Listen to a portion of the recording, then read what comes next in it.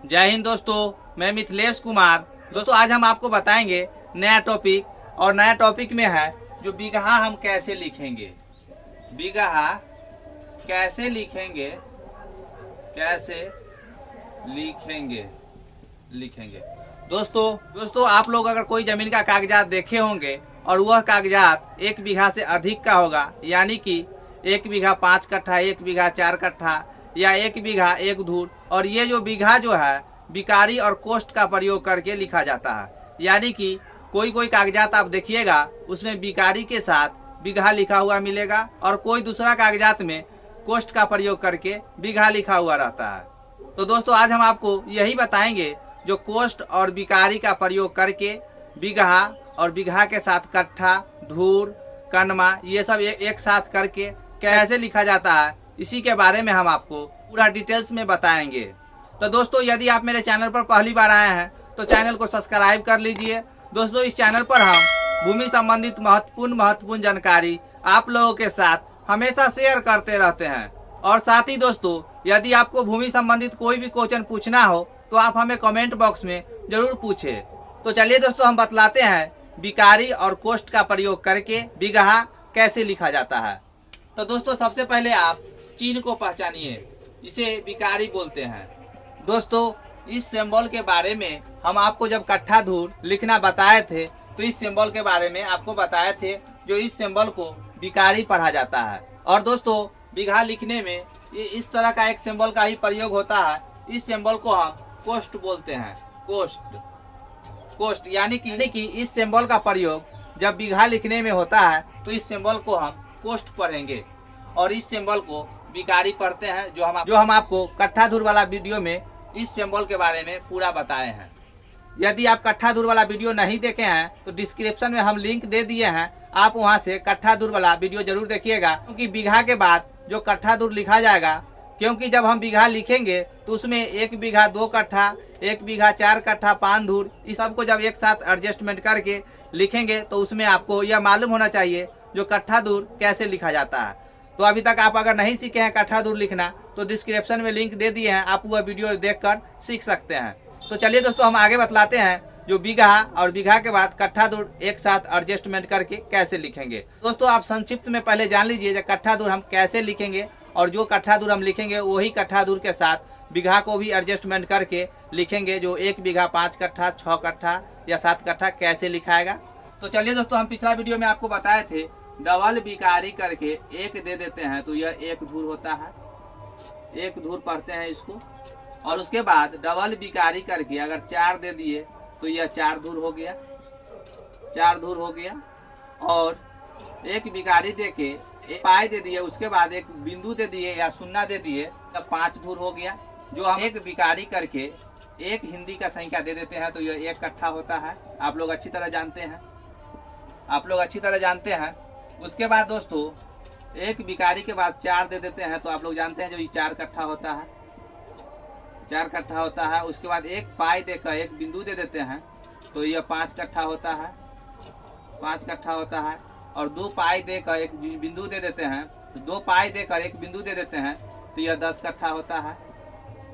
और 4 कट्ठा जो है शून्य देकर अगर 4 दे दिया और आगे दर्शा दिया जो 4 कट्ठा है तो यह 4 कट्ठा इस तरह से भी लिखा जाएगा।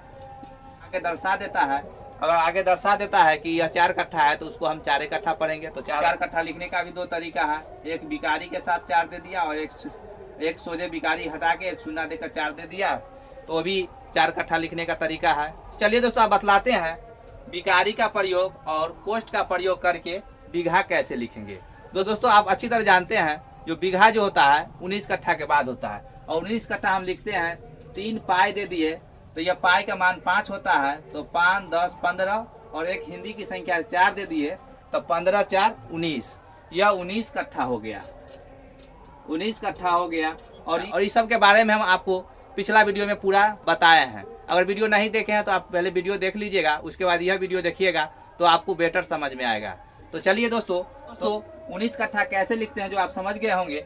और 19 के बाद 20 आता है तो 20 आप जानते हैं कट्ठा, तो यह 20 कट्ठा जो है इस 20 कट्ठा को यह कोष्ठ से सूचित किया जाएगा या तो बिकारी से सूचित किया जाएगा। और यह 20 कट्ठा को हिंदी में 1 लिखा जाएगा। 1 जिस तरह से 1 लिखा जाता है हिंदी में, यह 1 लिखा जाएगा। और 1 लिखा जाएगा क्योंकि यह 1 लिखा जाएगा। 1 मतलब होता है 1 बीघा। 1 बीघा, 1 बीघा। और यह 1 बीघा को इस कोष्ठ के अंदर डाल देगा तो वह 1 बीघा कहलाएगा। यानी कि हम लिखे हैं 20 कट्ठा बराबर 1 बीघा, और यह 1 को यह कोष्ठ के अंदर डाल देगा तो वह 1 बीघा कहलाएगा।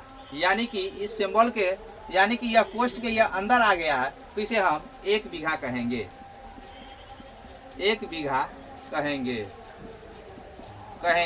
और इसी तरह बिकारी जो देख रहे हैं, इस बिकारी के बाएं साइड अगर लिख देंगे तो वो भी 1 बीघा कहलाएगा। यानी कि इस तरह से अगर लिख दिया गया है तो यह भी 1 बीघा कहलाएगा। 1 बीघा कहलाएगा। तो दोस्तों आप देख रहे हैं जो बीघा लिखने का जो तरीका है तो किस तरह है। एक कोष्ठ का प्रयोग करके लिखा गया है और एक बिकारी का प्रयोग करके लिखा गया है। यानी बिकारी के बाएं साइड अगर 1 दे दिया गया तो वह 1 बीघा हो जाएगा, और यह कोष्ठ के अंदर 1 दे दिया गया तो यह 1 बीघा कहलाएगा। और इसी बिकारी के अगर आगे 1 दे दिया गया तो वह 1 कट्ठा कहलाएगा। 1 कट्ठा कहलाएगा।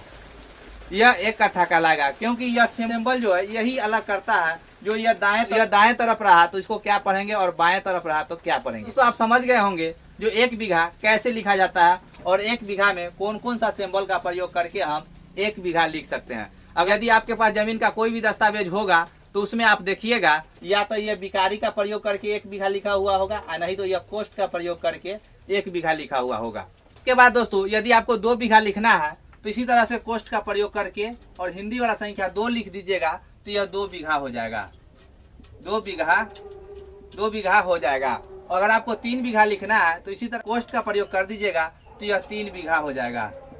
3 बीघा हो जाएगा। तो दोस्तों अगर आप चाहे तो बिकारी का भी प्रयोग करके इस तरह से 2 बीघा लिख सकते हैं। 2 बीघा लिख सकते हैं और 3 बीघा भी इसी तरह से आप लिख सकते हैं। इसी तरह से आप 3 बीघा, 4 बीघा, 5 बीघा, 6 बीघा, आपको जितना बीघा लिखना होगा आप कोष्ठ का प्रयोग करके और बिकारी का भी प्रयोग करके इस दोनों सिंबल में से कोई एक सिंबल का प्रयोग करके आप बीघा लिख सकते हैं। तो दोस्तों आज हम आपको बीघे तक सीमित रखते हैं, और अगला वीडियो में हम आपको बीघा के बाद कट्ठा धूर कैसे एक साथ लिखेंगे उसके बारे में हम आपको अगला वीडियो में जिक्र करेंगे। यानी कि नेक्स्ट वीडियो में जिक्र करेंगे जो 1 बीघा के बाद कट्ठा धूर हम कैसे लिखेंगे। 1 बीघा के बाद दोस्तों कट्ठा धूर लिखने का बहुत सा तरीका होता है। अगर इस वीडियो में हम उतना तरीका बताएंगे तो यह वीडियो बहुत बड़ा हो जाएगा। तो चलिए दोस्तों हम नेक्स्ट वीडियो में आपको बीघा के बाद कट्ठा धूर एक साथ एडजस्टमेंट करके कैसे लिखेंगे वो बताएंगे। तो दोस्तों हम आशा करते हैं कि आपको यह वीडियो पसंद आया होगा और बीघा लिखने का तरीका जो है वो आप समझ गए होंगे। और दोस्तों यदि अभी तक आप मेरा चैनल को सब्सक्राइब नहीं किए हैं तो चैनल को सब्सक्राइब कर लीजिए। तो चलिए दोस्तों वीडियो देखने के लिए बहुत बहुत धन्यवाद।